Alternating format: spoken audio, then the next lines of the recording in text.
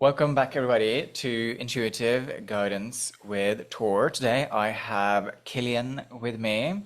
Killian is a sound and breathwork facilitator, and it's such a joy to bring him on because I have been following his journey on Instagram and we've done some work together, and it's just been really, really fascinating to follow how he has been developing over the last years and where his journey is heading. So I would love to bring him on to talk a bit about where it all started and why it began in the first place. Because I think that can be quite an inspiring thing for people to understand. Why do someone decide to jump with both of their feet into their wellness journey, and also how that helps us in a contemporary life, right? Because Kelly and I, we both live in London, and London can be quite hectic. So, how does our sort of wellness practices help us in our day-to-day life? Welcome, Killian.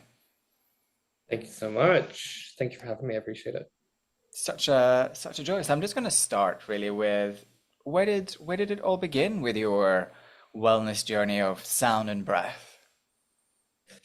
Oh, good question. I started, I went to my first sound bath because I was completely lost in life. I had a lot of trauma. I had a lot of stuff going on. I was an alcoholic. I was fucking drinking every day. I was completely lost. And I remember just searching for stuff that was gonna help me. And I think I was reading an article or something, and it came up with it. I was like, let's try it. Let's go. Let's try it.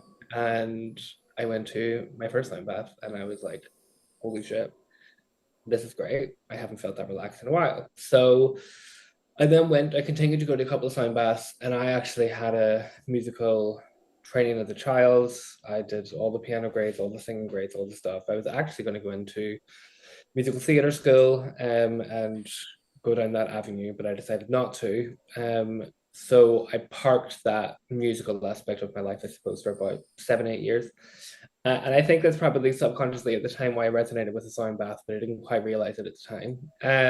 And then after probably going in for about a year, I was like, okay, like I feel quite connected to this. Like, what does it look like to explore doing this myself? Obviously, as I said, I have a musical background. So I was like, even though like I have a musical background, it was quite musical theory led and like all this kind of stuff that's all involved in musicality. But like sound healing kind of threw all that out the window. And it was all Mm. back down to like intuition and what it felt like and energetic and all that kind of stuff. So I just said, fine, let's go. So I went to my first training, and I was like, it was the first time I ever went to any form of wellness training. So for me, it was like a huge step. I was 25. No, it's such a lie. I was 27. I was 27. And I was like, let's go. It's a weekend, Saturday, Sunday. It was for Himalayan bowls. Let's go see what the crack is. If I like it, I like it. If I don't, I don't. And I absolutely fell in love. And it led to more trainings. And I kind of kept it in the back burner, just kind of not really publicizing it, just kind of doing it myself for probably about a year. And then I was like, right, let's go. Let's get it out. And then I started doing sound baths, and I started working with clients, and I got to see in other people what sound did for me back when I needed it. Mm. Um, so yeah, that was quite special. Um, and that's how I started. There's been a lot more that's happened since, but Mm. that's how I got into it. So it was really like a, and I think like going to that first sound bath was a huge gateway to,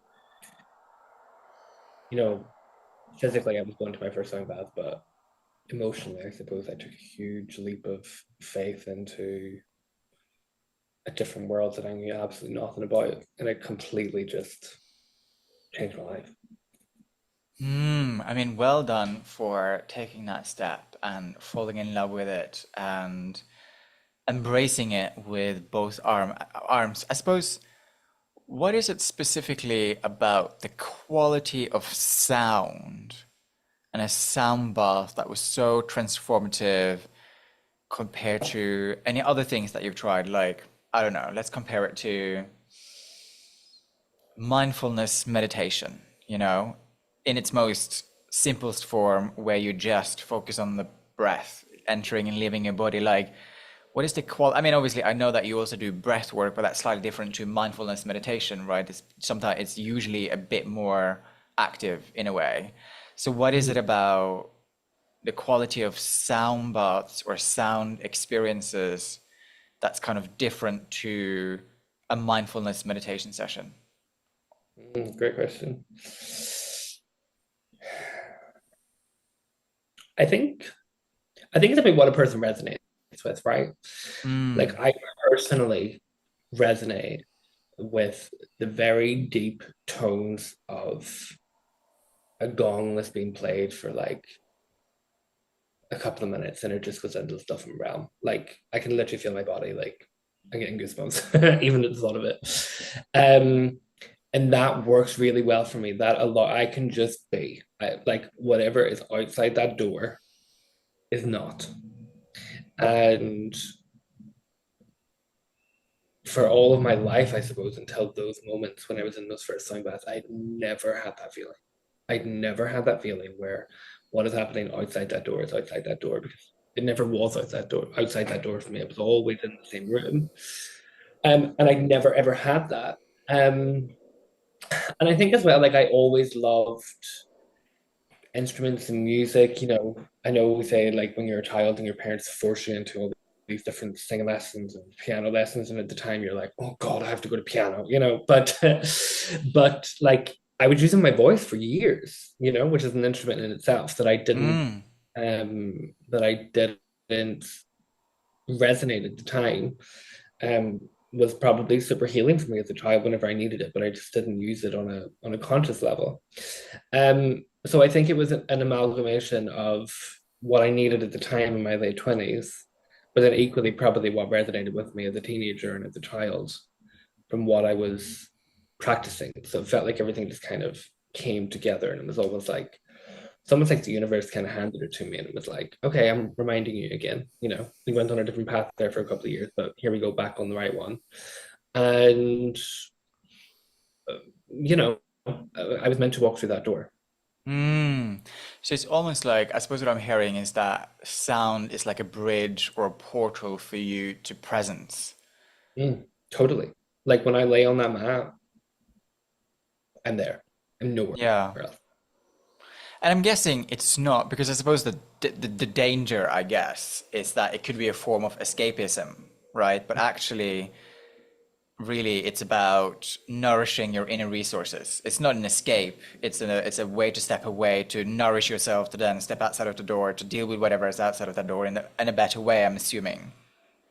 Totally. And I think as well, like, you know, um, again, for me, but I always like to understand things on a practical level. So when I am, and I'm speaking about this from a person that's participating in a class, but when I am laid there, the vibrations of all those instruments are flowing through me and they're working on a cellular level. So something's happening, regardless of whether or not I'm thinking about someone else or I'm thinking about the fight with my boyfriend or I'm thinking about all this stuff. Like on a cellular level, something is happening because those vibrations are moving through me. So every Mm, single sound bath, I am getting something. And for me, I needed to understand that on a practical level in order to be able to fully um, engage with it, because I'm quite like I've got a law degree, so I want to see the facts. mm, Show me the, let me see, let me read the articles. And when I kind of understood it and was researching it and learning it, I was like, holy shit, this is fascinating. This actually works. mm, Um, so I think that as well allowed me to open the door for me to go deeper into it. mm. And I'm assuming sound guided you to breath work, or was it the other way around? No, that's correct. As I'm sure when we go into these places, we get exposed to different things. And where did I go? It was Block in Shoreditch, and they were doing a breathwork class. Excuse me. And I was like, oh, what's that? Exact same way I did it for a sound bath. What's that? Let's go try it out. Um, and I went in, and I'd never had such an active uh, session before. Like I'd never felt so alive in my body. I'd never felt so in the moment than I did in that first breathwork session. But I didn't feel called to it in the way I did sound, where I was like, okay, I could do this. I could help, I could help people do what it did for me. It kind of took me a little while for breathwork to kind of be like, okay, I could do this, because I was doing breathwork without um, headphones, Mm. and at the participant, I was really enjoying that, loving it, had great experiences, and then I went to my first breathwork session with a headset. It was at a huge church. It was 120 people, and oh, that was like the deepest breathwork journey I've ever had in my life. And I literally came up from that session and I was like, I'm gonna do this, Mm. because I never, like, I cried, I rolled around, I screamed, like it was like an exorcism that was coming out of me. And I literally remember, like, I went to the session with one of my friends who was also breathwork trained, and when I took my headphone off, I was literally just like, "Oh my god, like what just happened?" She was like, "You're right." And I was like, "Mate, I think my life just changed." So yeah, that was the moment then, and I think that was probably like 2.5 years ago, where I was like, "Okay, let's figure out what this breathwork thing is about as well." Um, yeah, again, great journey. Mm. Being exposed to so many people, so many um, people's stories and connections with people. Like it's just incredible. I think like breath work is quite active. It's quite Mm. energizing. You know, it brings your emotions to the surface, like nothing, like super quick for you to be able to process them. Whereas sound healing for me is much more um, passive. It's still working on a cellular level, but I consider it as sound being quite subconscious and breathwork being quite conscious in its reactions in the room, I suppose. Um, I can see that. Yeah. So, if Tor, me, speaking about me in a third person, um, if if I came and met you in a space where you were holding a session, like how do you take me through that? Like, what's an experience with Killian like? Great question. I like to be a vessel, you know, Mm, like however you or anyone wants to show up, I will be there with you. And I think when we go into these sessions, I don't have a okay, I want every single this person to have this experience. This is the goal that I want everyone to walk away with. Like I don't really go in with that.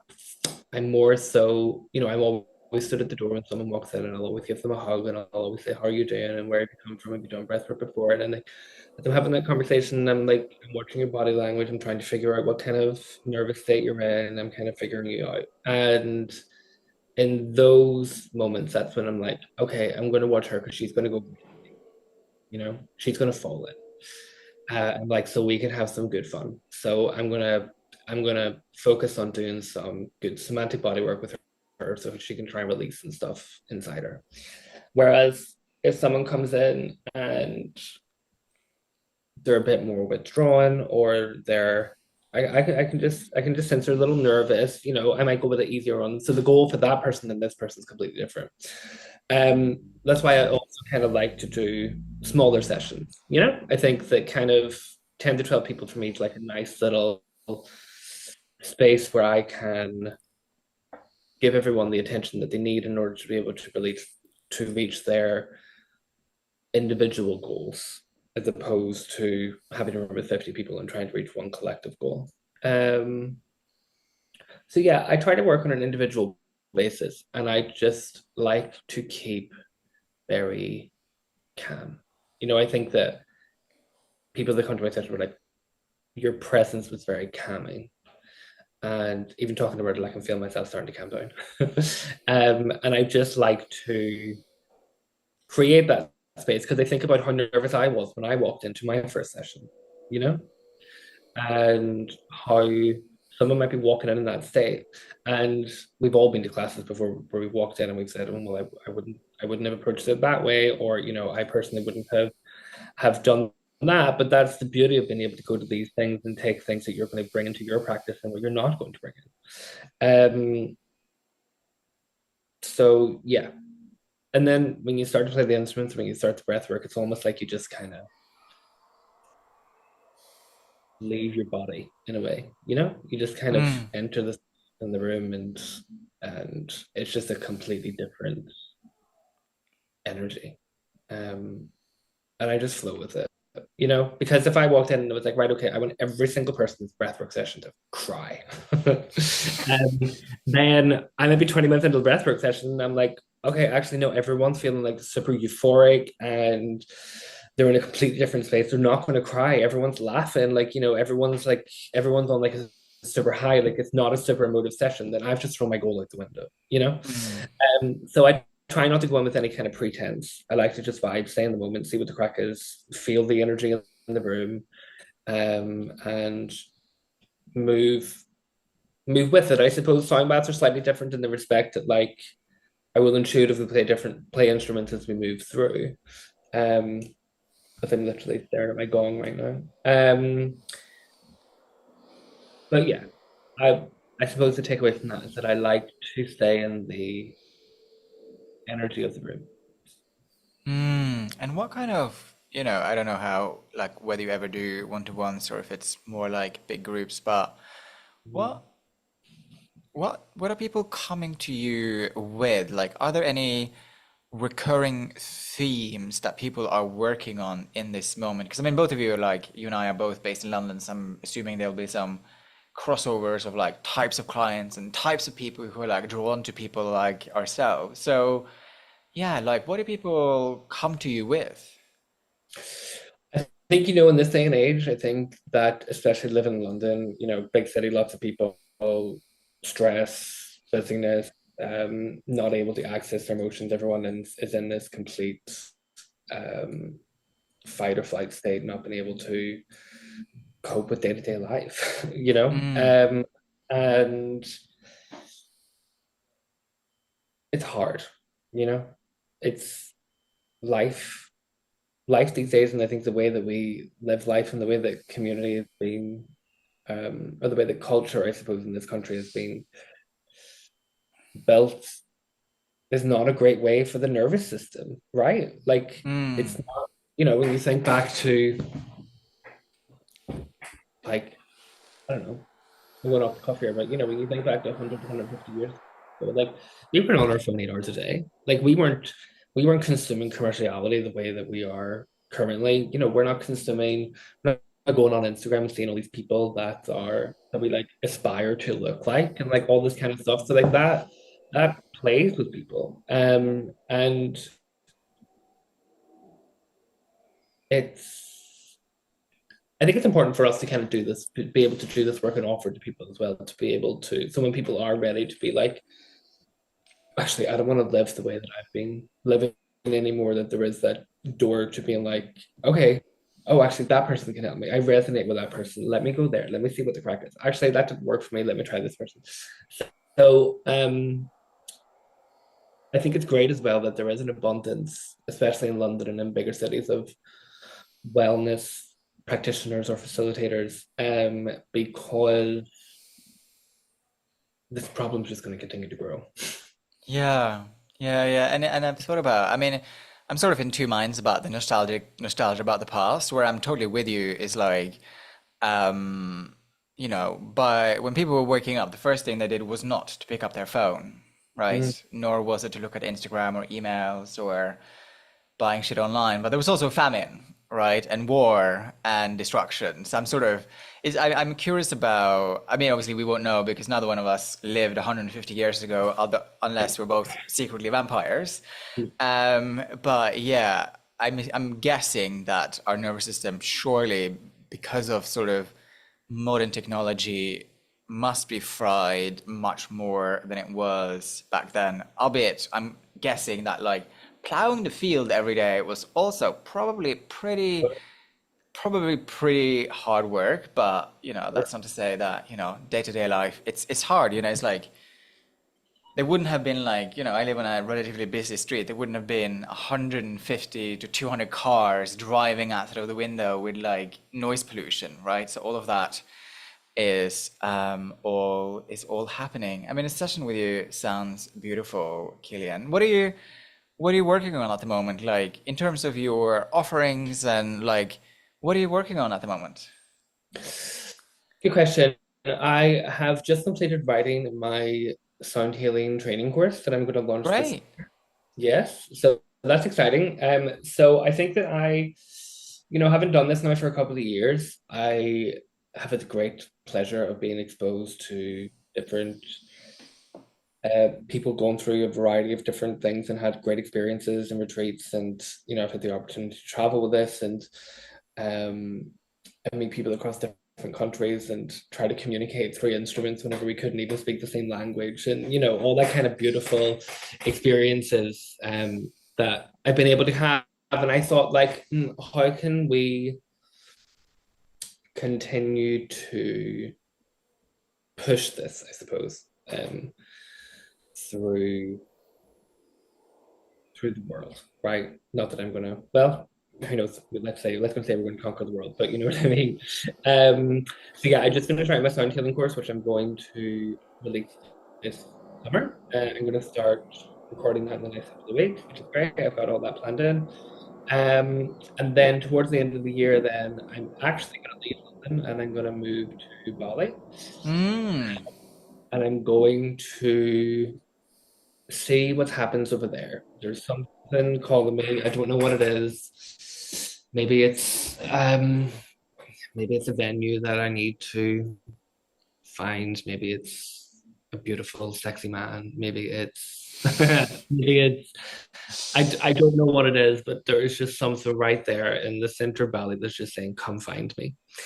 And I'm gonna go try figure out what that is because I can literally feel the magnetic pull quite strongly. And Mm. so instead of suppressing that and being like, oh well, no, I'm going to stay in London because I built my life here, and I'm in my 30s now, and that's the way that society is supposed to be, and you're supposed to continue to build your life and build your wealth. I just said, you know what, fuck it, I'm going. So I'm getting on a flight at the end of the year, and we'll see what happens. That's amazing. In terms of your sound healing training, where can people find that? Like, how can people find out about when that's coming and like how do they stay sort of in tune with what you're offering? Yes, great question. It's going to be on my website, killiancampbell.com. It'll also be on my Instagram, Killian Campbell underscore, because someone had to Killian Campbell. And yeah, I'm probably going to launch it in July and August. As I said, I leave London in November, so I'm going to try do a weekend in person sound healing training in London before I go. And then in Bali, I'm going to be doing a sound healing training every month along with the online course. So yeah, I'm kind of moving more from a events-based in-person platform, for lack of a better term, onto a more online with weekend in-person training. So yeah, probably have a couple Mm. before I leave to Bali in November in London, and then I plan to keep them in Bali then for the at least the first half of next year, and then that's where I've planned the next like, year of my life, and then I'm like, I'm gonna stop there. I'm Mm. gonna see what happens. Um, Mm. so yeah, I'll have a in-person sound healing training every month in Bali from January through August next year. Wow. And hopefully, somewhere on the streets of Bali in the middle, you meet some sort of very attractive, handsome man that makes you stay. That's the plan. Is that what you're manifesting in Bali? Do you know what? I will never manifest a man. I will. No, I don't, I mean, we're going to a completely different conversation now, but I don't need a man, I don't, I don't require that, you know? And that's not to say that there's anything against requiring that. I just don't. And yeah, I mean, sure, would that be fucking great? Absolutely. I'm not going to say no to that. But I have some other goals that I'm manifesting first before I manifest that beautiful 6 foot fit Australian man. I'm not going to say no if he walks down the street, but there we go. I mean, it would be fantastic if in like, let's say 8 months time, Mm. you send me a DM and you're like, Tor, I met him. Hmm. Hmm. You said, Tor, we're manifesting a man for Killian in Bali, and Okay. he was just there. Mm. I met him, I don't know. I'm just imagining you sitting in some cafe where there's like open windows and he walks past and you're just like, that's it. I'm going to run after him and I will Precisely. You're like, hey, hey, who are you? get on my scooter. I will be topless. I will be wearing some cream shorts and I will run after him and I will say, look, I had a conversation 8 months ago and I think you're the answer. I mean, Oh, good fun. Manifesting on a Saturday morning. I love it. that would be hilarious. So, the places that to start bringing this to a close, the places that people can find you On a is Valley Killian Cat. Street in 8 months' time. Well, Oh, yes. sorry. Okay, yeah. However, in the meantime, like you said, it is killiancampbell.com and Killian Campbell underscore on Instagram. Is there any other channels that you'd like to mention whilst we're Uh, here? those are my two mains, to be honest. I focus mostly through Instagram and my website. Yeah. Yeah. Is there anywhere in person in London right now that people can come and experience you just for like a public class? Does that exist? Yeah, so I've been traveling the last month, so I haven't put any on, but I will be doing some over the summer. Again, on Instagram, I will be posting those. I more so do standalone events than I do kind of studio work because I just prefer that. Great, So sure. every month then I will be doing a sound bath and breathwork session over the summer. And those will be on my, again, website and Instagram. Brilliant. Well, thank you so much for coming on and good luck with Bali. Thank you. Thank you so Great. much for listening, everybody, and thank you for tuning in. And I hope that this inspired you to perhaps also start your wellness journey from listening to what Killian had to say about how transformative sound and breath was for him. Thank you so much for sharing. Thank you. Bye, everybody.